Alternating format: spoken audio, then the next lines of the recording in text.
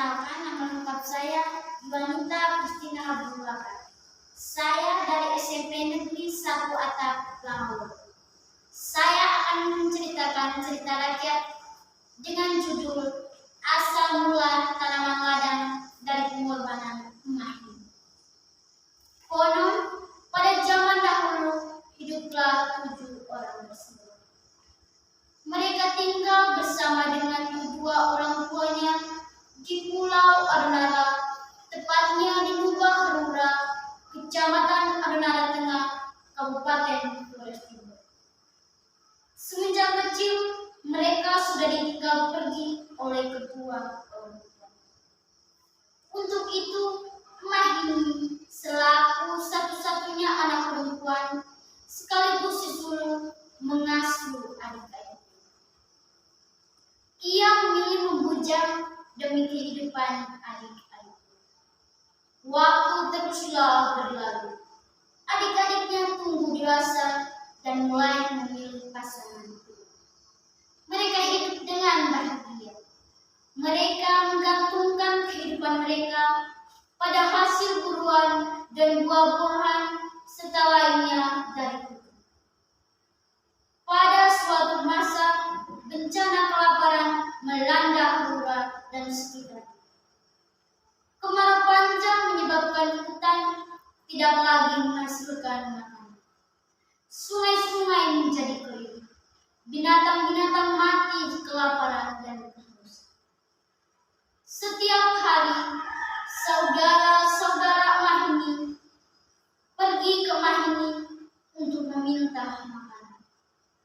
Hari demi hari teruslah berlalu.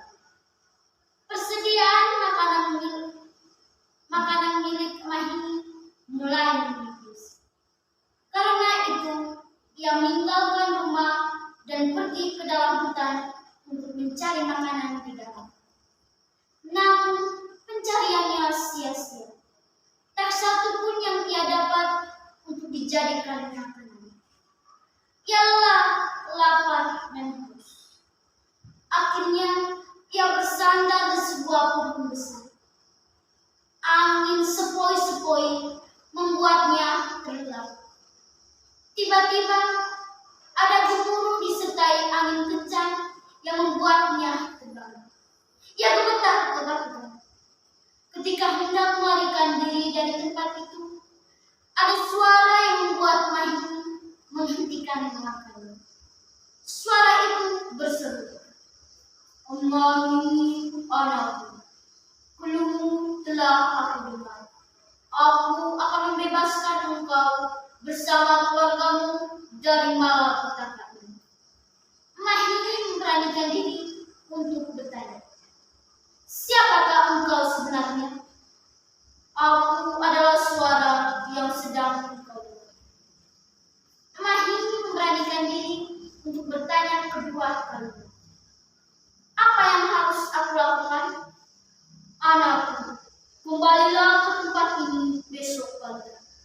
Sebelum aku pergi, aku ingatkan pada engkau bahwa impianmu bersama saudara-saudaramu akan tercapai jika engkau memiliki keikhlasan." Emak Hini menjawab, "Segalanya akan aku lakukan walau harus mengorbankan nyawa sekalipun." "Baiklah anakku, aku pergi sekarang," kata sang suara. Emak Hini kembali penuh dengan semangat. Ia berharap waktu cepat berputar sehingga secepatnya ia bisa bertemu dengan suara itu lagi. Keesokan harinya ia kembali ke dalam hutan. Beberapa saat setelah ia tiba, terdengarlah gemuruh disertai angin kencang. Terjadilah percakapan antara Emak Hini dan suara itu lagi kedua kali.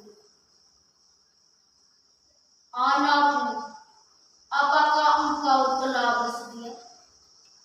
Sudah aku katakan, apapun akan aku lakukan walau harus mengorbankan nyawa sekalipun." "Dengarlah anakku, bencana ini dapat diatasi hanya dengan satu cara, yakni pengorbanan. Engkau harus mengorbankan nyawamu. Apakah engkau siap? Aku bersumpah, aku rela berkorban. Pertanyaan ini terulang sampai 3 kali dan Mahini pun mantap menjawab. Baiklah anakku, aku mengetahui keteguhanmu. Katakanlah pada saudara-saudaramu untuk mendirikan sebuah mesbah di tengah ladang itu. Pagi-pagi buta sebelum fajar menyingsing, darahmu harus sudah mengalir dari mesbah itu. Untuk itu, lehermu harus digorok. Saudara laki-laki sulung atau bungsu yang harus melakukannya. Aku pergi sekarang. Terima kasih suara yang agung. Aku akan melakukan segalanya yang engkau katakan. Sekembalinya dari hutan, Mahini memanggil saudara-saudaranya untuk menyampaikan kabar. Ketika menyampaikannya, semua saudaranya menolak. Tetapi Mahini terus mendesak hingga akhirnya mereka mengikutinya juga. Kesedihan mulai meliputi keluarga itu. Pada waktu yang telah ditentukan, setelah semuanya disiapkan, Mahini bersama saudara-saudaranya pergi ke ladang. Mereka mengelilingi mesbah. Mahini merebahkan diri di atas mesbah. Saudara laki-laki sulung tidak mampu melakukannya. Akhirnya, ia mengambil parang dan memberikan kepada saudaranya yang bungsu dengan keberanian, walau hati begitu lembut.